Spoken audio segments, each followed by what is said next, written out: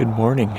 I'm on a little bit different of an outing this morning. I'm out on the middle of a frozen lake right now.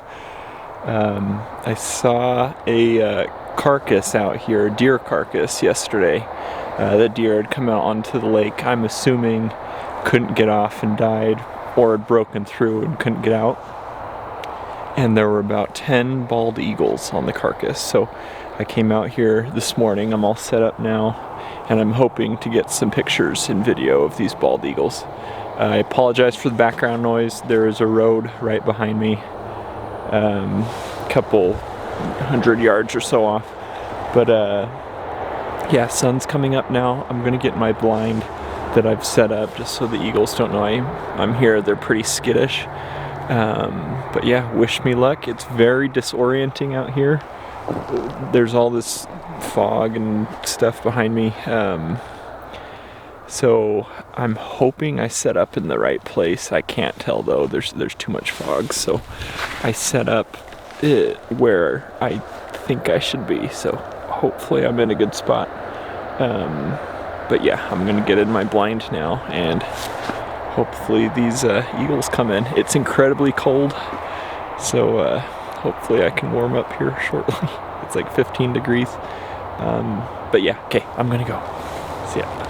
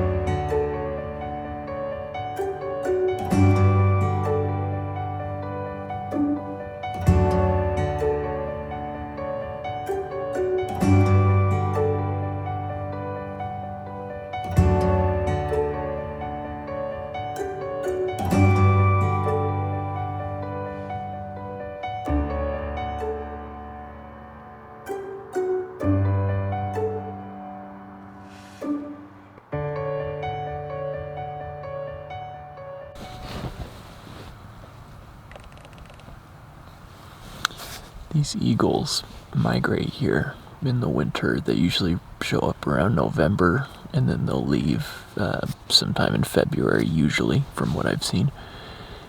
It's always fun to see them throughout the winter months.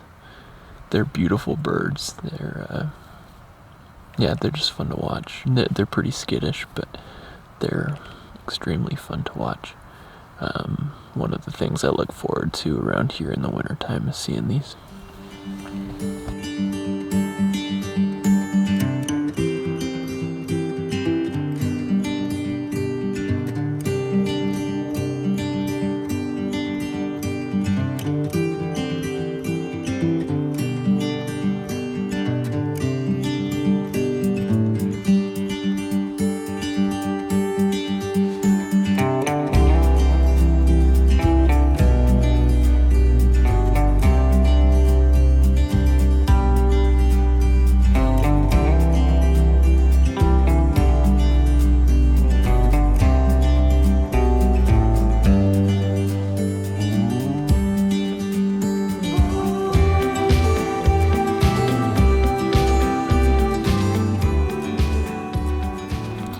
If this blind looks familiar, it's because I used it in a video a few weeks ago.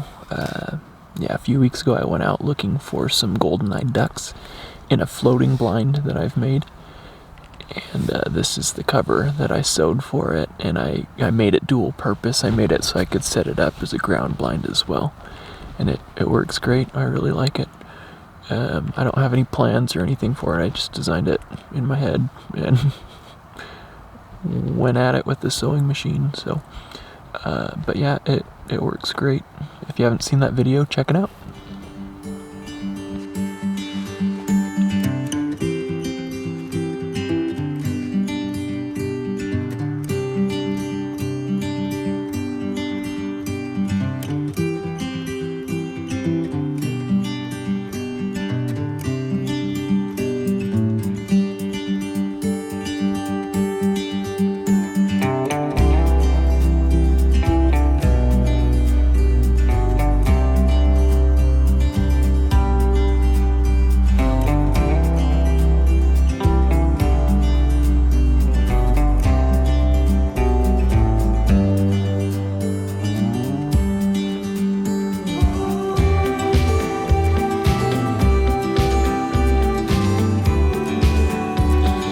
Well, I had one eagle come in. It's mostly just been ravens this morning. This carcass looks picked pretty clean. But I had one eagle come in, a bald eagle, and he was eaten for a little while, and then another eagle came in. I'll have to double check. It looked like a golden eagle, but yeah, I'll have to double check on that. And then they ended up both flying away, so I'm a little bit farther out, quite a bit farther out than I was hoping to be. I just couldn't see with the fog this morning. And there's some really thin ice in front of me, and I don't fancy falling into a frozen lake. So, yeah, I'm a little bit farther out than I had hoped. And the sun's come out, and I'm starting to get quite a few heat shimmers. So, now that the eagles are gone, I might actually call it a day already.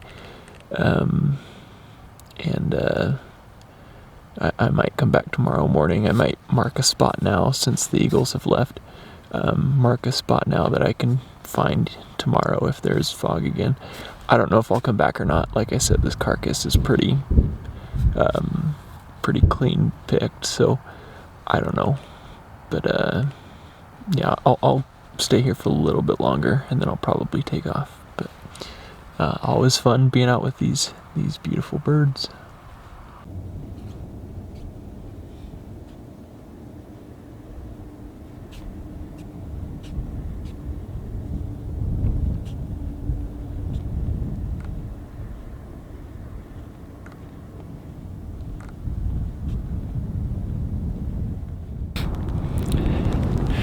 Just finishing up morning 2 out here on the ice.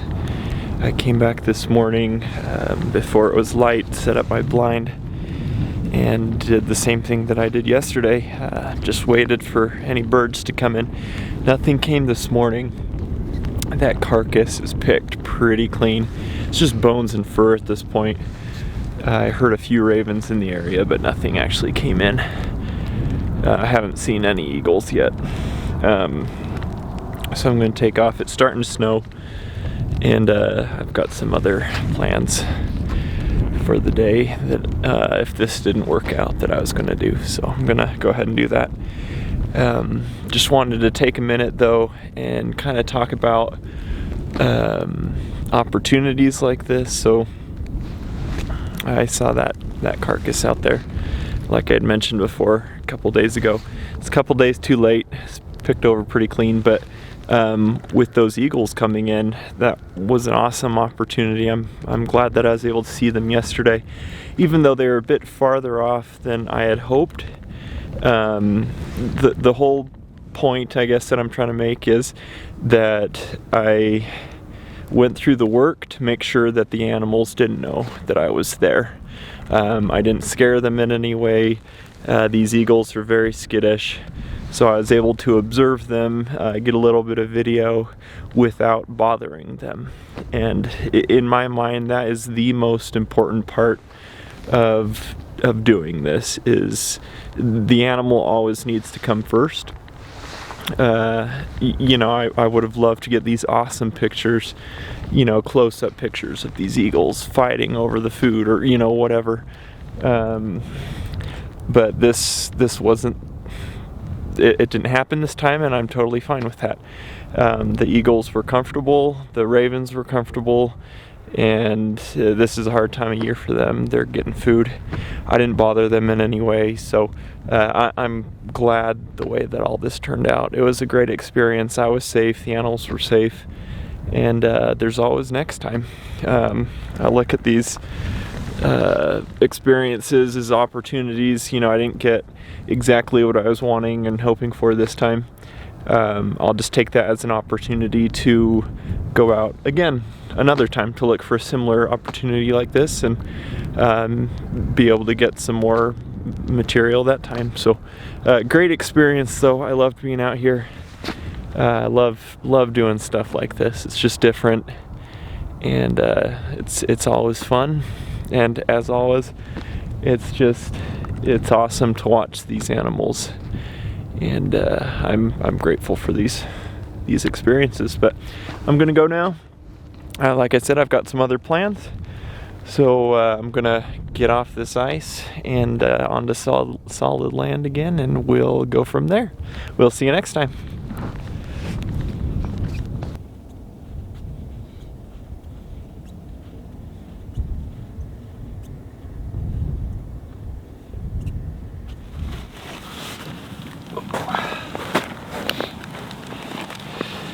So I've had a decent amount of questions about the blind. Like I mentioned before, I used this blind in a video a few videos ago. It's a floating blind that I made, but it also functions as a ground blind. I've had a decent amount of questions regarding it, so I just wanted to take a minute. I'll set it up as a ground blind and kind of show you how I designed it and how it functions this way. Again, I don't have any plans for this. It's just something I thought up in my head, and I just took a couple days to make it. I'll just go over briefly how I made it and the pieces involved. So I just got some tent poles. You can buy these online. I got these, I'm assuming through Amazon. I can't remember, it's been a few years. But you can get tent poles, you can cut them to length, and yeah, they're flexible, they compact really easily. So yeah, I just got 2 different tent poles. I took some of this nylon strapping and sewed it into a large rectangle. I just sewed the corners and put a little metal, I forget what these are called, rivets, maybe, something like that. A little metal piece in each corner. And my floating blind, the front is more narrow than the back is, so on this strap I just sewed a little green arrow. That's my front piece, or that's the part that points towards the front. So all I do is the ends of the tent poles fit in these little metal, again, I think they're called rivets. I'm not sure, I'm probably saying that wrong. But yeah, all I do is I put the tent poles in those pieces, and then I've got some matching pieces in the back there, and I'll just kind of lay it out, step on the ends here, and then these fit right in those little holes.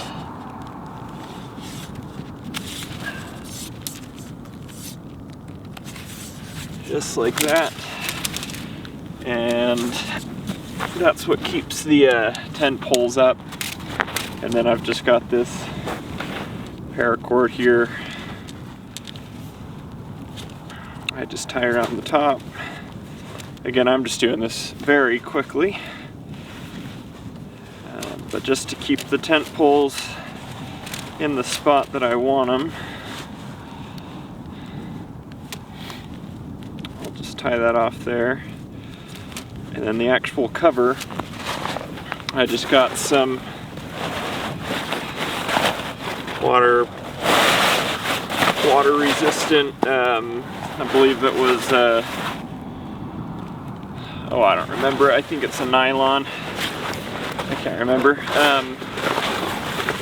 But what I've done is I've got the main just camo fabric here, and then I got some burlap camo mesh that I kind of made as the windows. You'll see that better as I set it up. And then I sewed a little sleeve that my lens goes through. Again, I'll show that to you in a second. But essentially it just goes over the frame.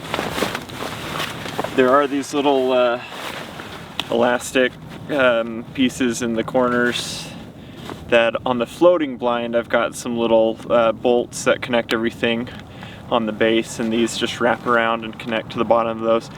You can put stakes in the ground and, you know, put these on the stakes if you want, if you're using it as a ground blind. I didn't have that obviously on the ice. I'm not going to pound a bunch of stakes into the ice when I'm on top of a frozen lake. I didn't think that was a smart idea, so I didn't do that. But that's really it, and I just lay down inside it.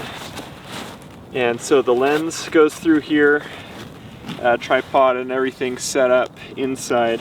Again, I've got these burlap windows. They can be a little tricky to see through depending on the light, but most of the time I can see through them pretty well. And then on the back here, I've just got Velcro on both sides that I can Velcro shut. This is a blind designed, if I'm using it on the ground, designed to lay in, and then my feet just kind of stick out the back, so I make sure I've got some camo or something to cover my feet.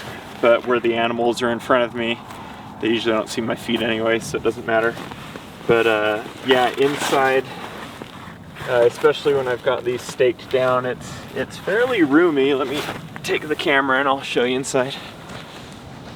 Yeah, this is what it looks like inside. Again, you can see those windows. I've got 3 of them in there, and then that hole for my lens to stick through. And I just lay in there, and I've got enough room for my backpack.